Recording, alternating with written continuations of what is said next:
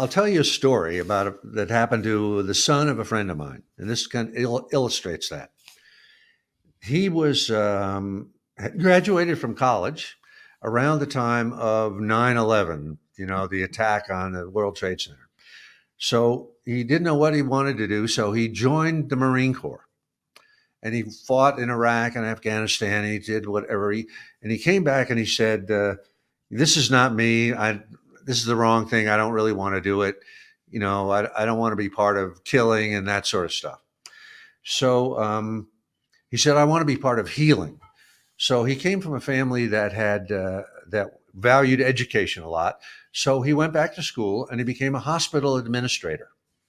And he got a job, and he worked there for 7 or 8 years and was doing fine, but he was still unhappy. He felt this isn't it. And one day he just said to himself, "You know what?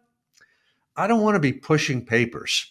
I want to be, if I'm going to help people who are sick, I want to be in the room with the person.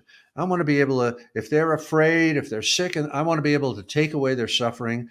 And so he said, "I'm going to become a nurse." And he went back to school and to nursing school and became a nurse. And that was it.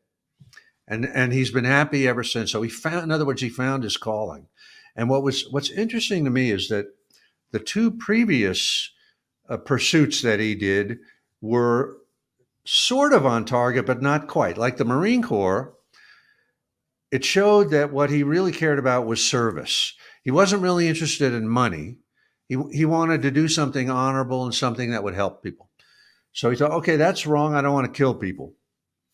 So he says, I want to heal people. So he became a hospital administrator. So that was closer.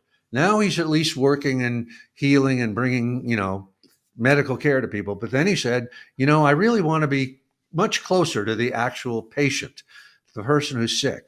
So then he said, okay, let me become a nurse. So in other words, he sort of moved from a little bit off target to a little bit closer to target, and finally he got on target. And I think that's the way it evolves for a lot of us. We'll take a job or we'll try something and we'll go, nah, this isn't quite.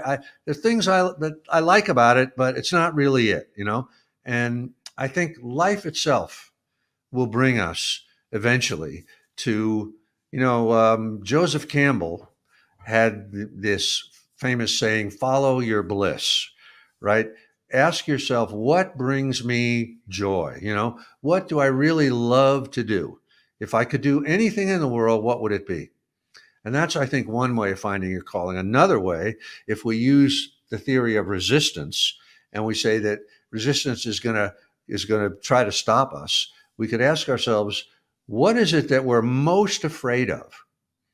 What activity are we the most scared to do?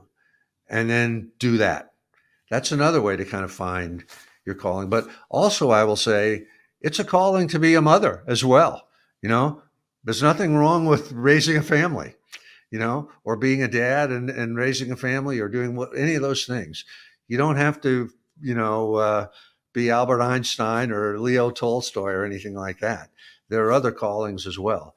But I do think if you do have a calling, you should find it and do it, because if you don't, it becomes a negative and it starts working against you.